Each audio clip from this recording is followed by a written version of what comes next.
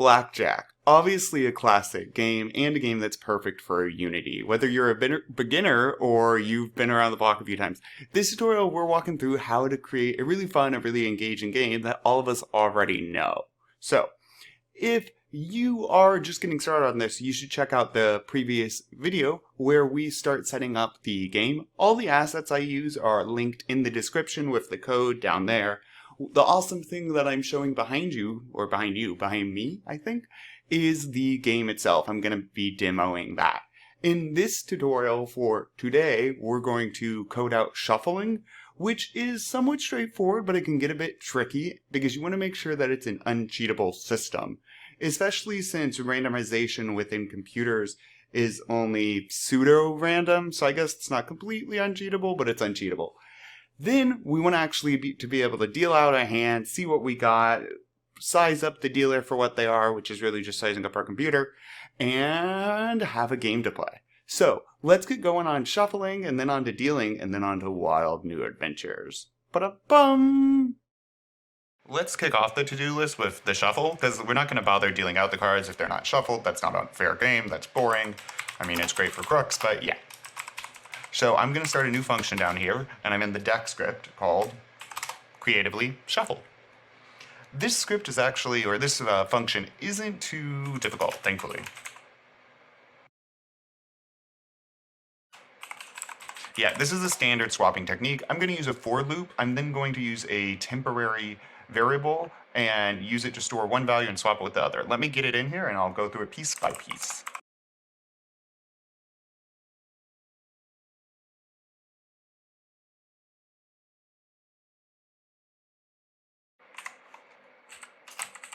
Oop, and we need our for loop.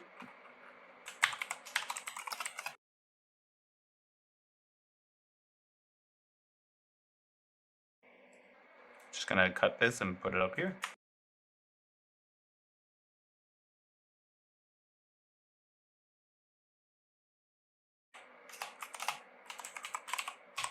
All right, there we are. And so as stated, this is somewhat standard. What I'm doing is getting the length of the card sprites. I'm counting down backwards. So whatever that length is, I'm counting again backwards. I'm counting down the array.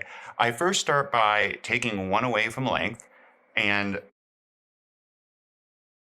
proceeding to move onwards. So what we'll do here is we're going to count all the way down the array, and I'm going to shuffle. We drop into this, so I would start at 52, or maybe I is 50 right now, whatever it is as we loop through. First we go J, math to floor, so we're using random range, which would be this would return a floating point value, but we want an integer. So that's what this does. It takes off the decimal and anything behind the integer. We're multiplying it by the length minus 1, and then we're adding 1 after that. What this will do is give us some random number within the deck of cards. We then assign a card sprite's I, whatever that face value is that we're at, so we start at 52, to this variable's face. So we're assigning this value, this sprite, to this variable. We're then taking sprite I, so we're at 52 right now, and we're replacing whatever was there with J. J is this random number, so the random number. So maybe this is actually the index of 3. So the index of 3 would be the 3 of clubs, I believe. And now that's suddenly where the king used to be. Then we take the face value that used to be at I right here and shove it in the J slot. We do the same with these values. We're just kind of flip-flopping them around, and that gives us a perfect shuffle. All right, so we got shuffle covered. Scroll to the top, save all this.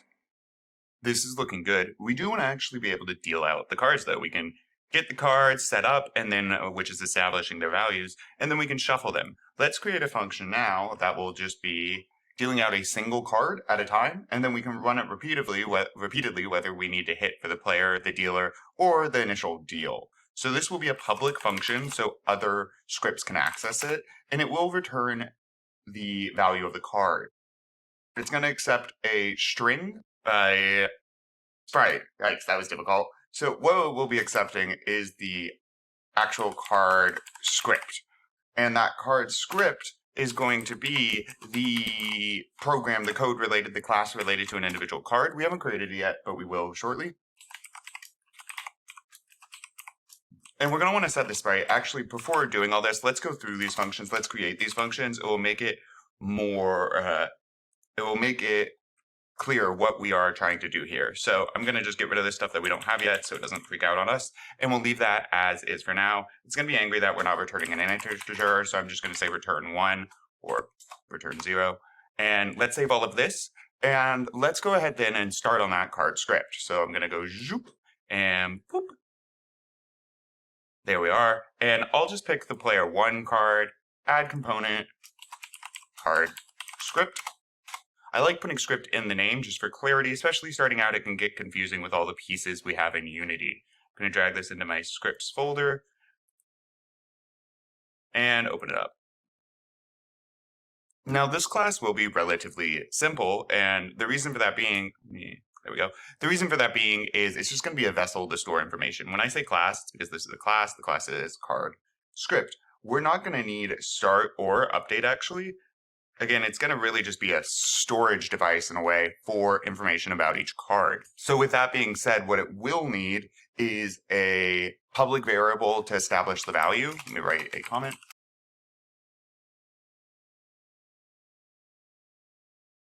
So I'll start them off with a value of 0, plain as day, and then we want to be able to access this by outside classes.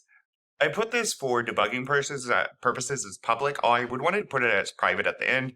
It's just better to have get and set methods when you don't need to have public. You don't want everything accessible by outside classes, especially if you're trying to do object-oriented programming. If that didn't make sense, trust me. Now let's do public.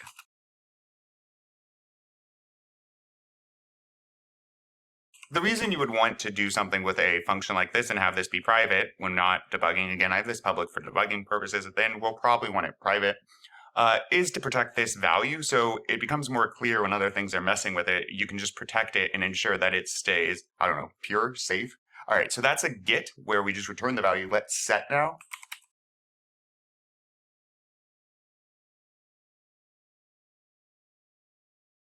And there we are. All we're doing there is taking in a value as an argument and establishing that will be this card's value.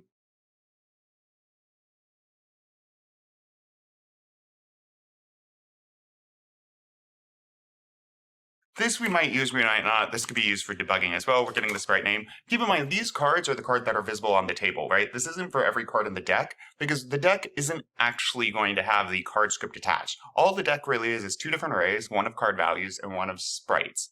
And those match up. At index 1 would be 2, at index 2 would be 2, and at sprite index 2 would be the club of 2. So those will match up. So they only become quote-unquote card objects when we lay them down. We shove into the 4 cards we currently have on the table the sprite and the value, and that's what has this card script attached. So right now we'd only have 4 items on the table with this type of script attached to it. When we want to deal a new hand, we need to reset everything.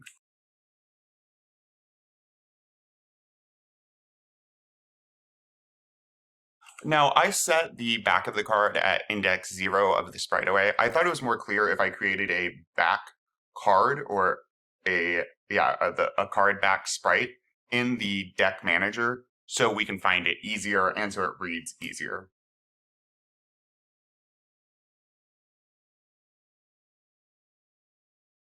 And the reason I'm doing this here,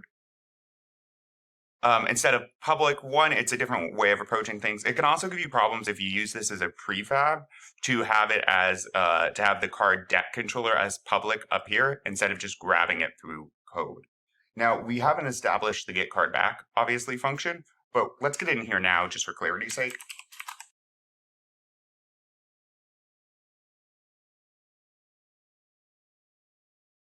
So what we're doing is flipping the card over, making its sprite be its back, and reestablishing its value at 0.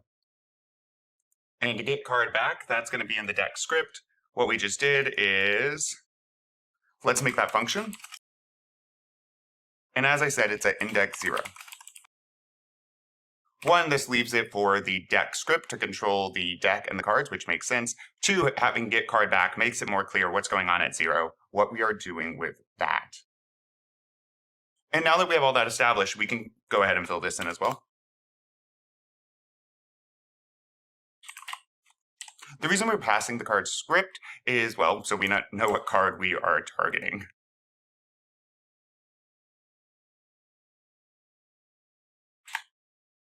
Okay, so we're gonna set, got that there twice.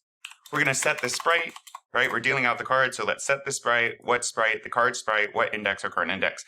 And so we're just gonna go through the index at 0 or, well, at 1, 2, 3, 4, and that's because the card's already shuffled. So we can iterate through the array now. We can just go right through the card sprites and the card values because we already know they're shuffled. We don't need to grab a random number from it. We can just use our card index to know where we are at. So right now it would be at 1, set sprite.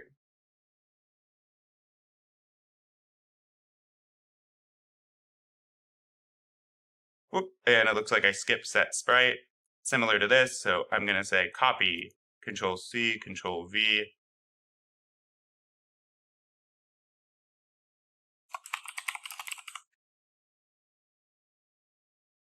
And we're going to get this whole thing right here. We're going to get the sprite for our card, paste, and set it to new sprite. There we are. So now, just make sure to save, back to deck. There we are. We can set the sprite, and then what do we want to do? Well, we're going to set the value.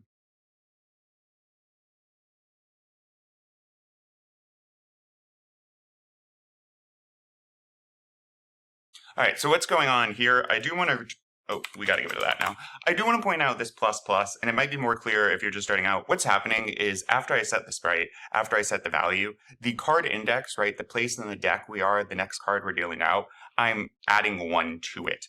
But since plus plus is here, that 1 only gets added after I set the value. So I'm at index 7, so now I set the card sprite, whatever that is at index 7, then I set the value, whatever that is at index 7, then I move my index up 1 to 8. For clarity's sake, sometimes that can be confusing, especially starting out. I would do something like this, index plus plus here. It would mean the same thing, or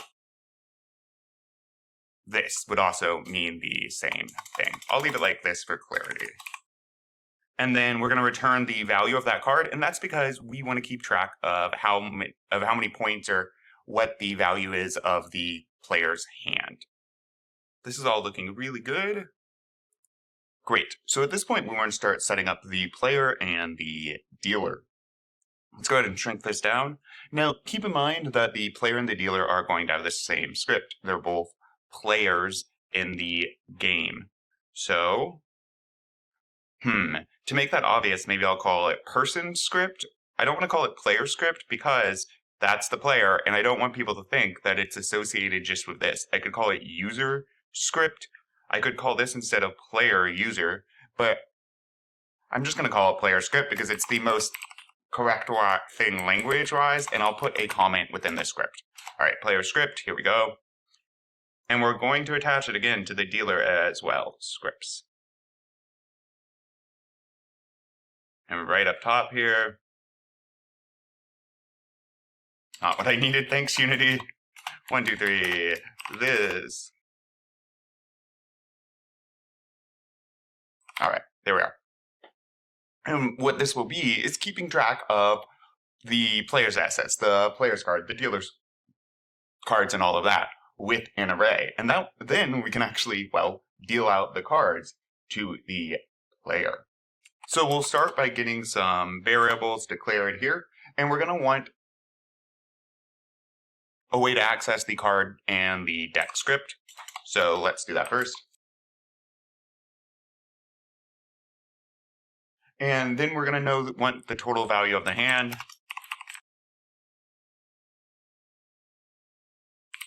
I'm going to make this public for now. I might change it to private depending on how we're using it. And then we want to know how much money we have to bet.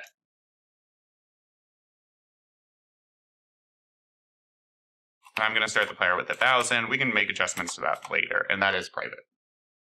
Now we want an array to hold the actual card objects, which would be the 2 cards that are currently sitting on the table, or I guess 4 cards total, 2 for each player. We're also going to add more for the hits.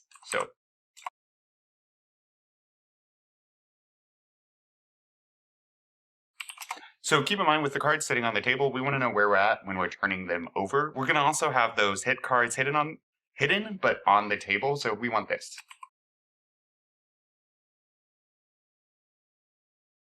Since aces can change in value 1 to 11 depending on the hand, we're going to have a count of aces so we can check in on those to see if we need to adjust whether we're counting them as ones or 11.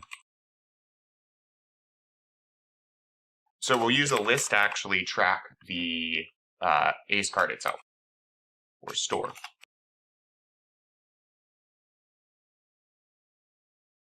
There we go.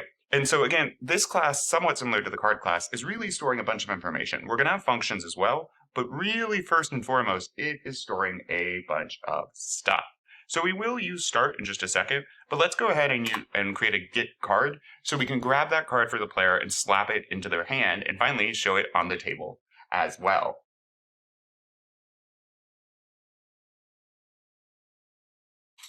Okay, so public int get card, and what this will do, well first,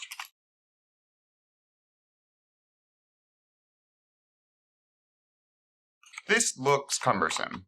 I will openly acknowledge that. So let me walk through this with you. Get card, we're going to the deck script, we're dealing out one card, that function we made from the deck script. What do we need to know to do that? Well, we need the hands card index card script. What is that? That is the script attached to each individual card. So this card will have that, this card will have that, this card. So we're grabbing that script. The reason we're grabbing that script to do the deal card from the deck script, we're setting it the sprite and we're setting the value of that card. So we need to know what card we're talking about if we're going to slap in a value and a sprite for it. That's what's going on here.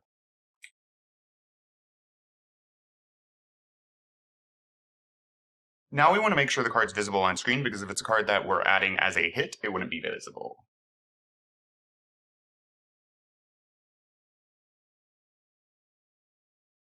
Notice that's renderer, not sprite renderer.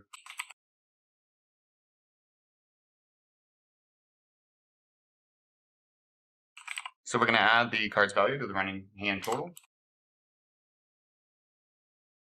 And what this is, hand value plus equals card value, is really just hand value equals hand value plus the card value. Whatever it used to equal plus this new value we just got for it. Now we want to check if it's an ace, because remember, we got to keep track of those for scoring purposes.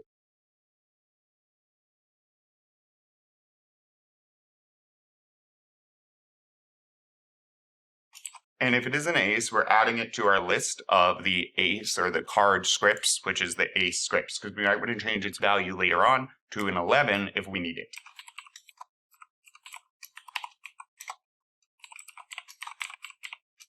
We haven't created ace check yet. We'll get there. But I'll put a note.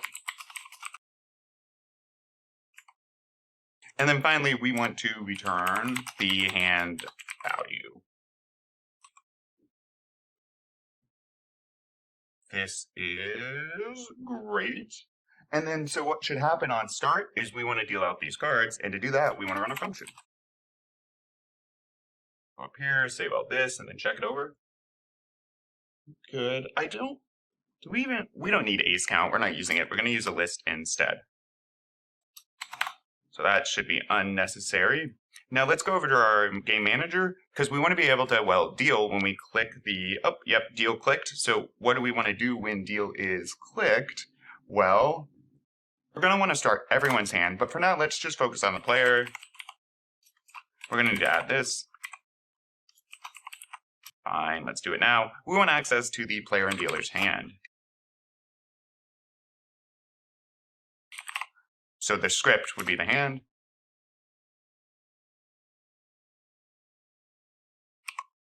And then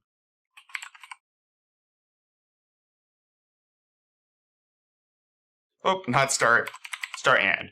There we are.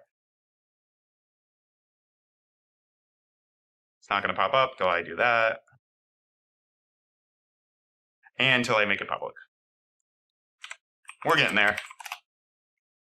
Boom and boom. Victory. Scroll up here. Save all that. Okay, now we got some stuff to fill in the console. Might check the code one more time. Let's shrink this down and inspect. So player here, we need, this is fine for now. Oh no, no it's not. I gotta fill in the cards. Oop, oop, index 0. And then what will our card index be? We still would want that at 0. Hand value should be 0. Card script, we can just put in a card for that. Deck script, and notice it knows to focus on the script. We can just drop the game object in. And same for that. Let's find our game manager here. Bet button, which we don't have yet, and it's probably going to get grumpy about. So let's go ahead and throw that in right now. I just used one of these. And I'm going to probably use the font. So I'm just going to duplicate this.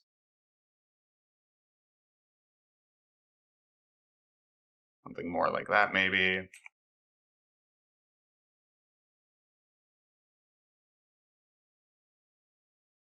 And then you can set this to whatever you want. I'm thinking 20 bucks. And changing up the font because the casino font doesn't look awesome for this.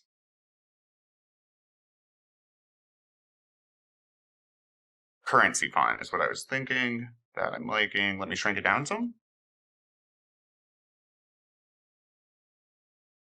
Perfecto. All right. And so let's go to the game manager. Let's throw in the bet button. What else? Do the cards need anything? Their value will auto-populate. We have our cards in our deck script. And that is all we need there. We should save all this. Let me take one more quick look here. And so what I didn't see was the player script and the dealer script, which we'll need access to. And that's because we need to throw public in front of these. There we are. Save. And then let's go ahead and fill those in. Yes, player script. And we don't have dealer script attached yet. We're not using it really yet, but that's fine. We can go ahead and do that. Perfect. Doesn't really matter which card. Oh, and that's a problem. We didn't attach the card script to all cards. I'm going to just throw it on, use that card because that one works. Well, let's go ahead and attach the card script to all cards. It would have been easier to do this as a prefab at first, but, not that much trouble with this amount of cards. Okay. And then let's check in on the card script. So realizing that all these values start at 0, what I'm wondering with the card script, I know in the deck script we need to on start, make sure we assign these values with get card values. I'm going to copy and paste that because I'm lazy. Save that. And this looks good. Let's go ahead and give it a test run. That's, okay, I'm going to hit play. Our table looks so nice. Let's hit deal. Quapow! And we got our first 2 cards. Success! One more time. Let's make sure the shuffling is functioning. There's a few details to that we could add. Oh, yep. All right. So we got our cards flipping. We have shuffling established. Let's make sure it is working. But we definitely have the first few steps down. Our shuffling function is there. We're going to tweak it just a bit, but I think it's time for a mini celebration. We have a working-ish start to our game. Yay! All right, let's take a look at shuffle with that being said. Deck script, here we are. First and foremost, let's make sure we ran it. So we're going to run shuffle in the game manager. The reason we're not running shuffle when we get the cards or when we get a single card is because that could be a hit and it wouldn't be fair to shuffle the cards then. So the only time we're going to shuffle is in the game manager when the hand is over and the user clicks deal. So deal clicked. Okay, so we got the hand. Now, before this, we want to make sure to shuffle the cards. No cheaters.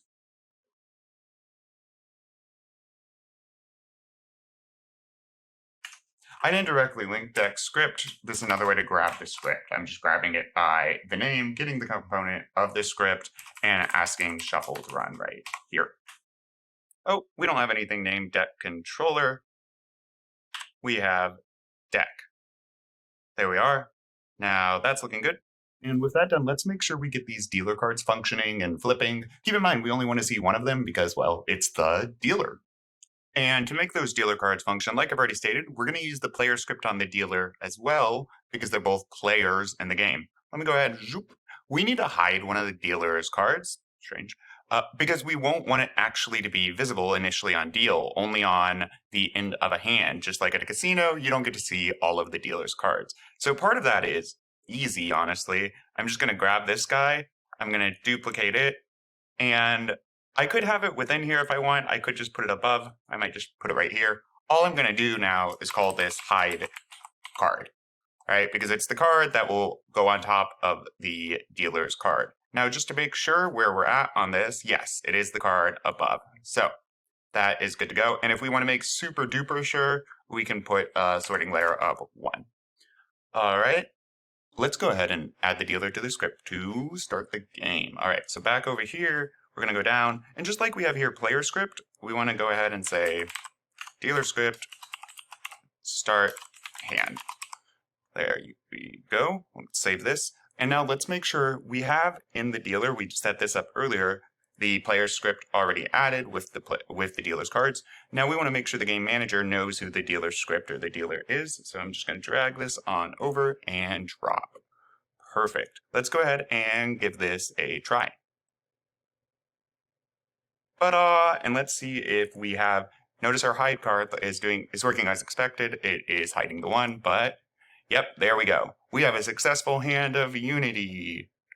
Blackjack, yeah! Great. All right, so next process is, well, asking to hit or to get another card. So we want to set up some game objects in order to do that. These cards, these game objects, are going to be similar to what we already have on the screen, right? Except we're going to hide their visibility when the round starts.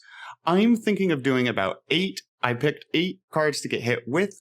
1, not because I like getting hit by cards, because it is extraordinarily unlikely that you would need that many cards for quote-unquote hitting in Blackjack. Regardless, we have a pretty fancy, awesome game going here. Make sure to hit like, make sure to hit subscribe. It gives me warm fuzzies. Also, if you're building something super awesome, you should definitely tell me about it below. So, yeah, ta-da!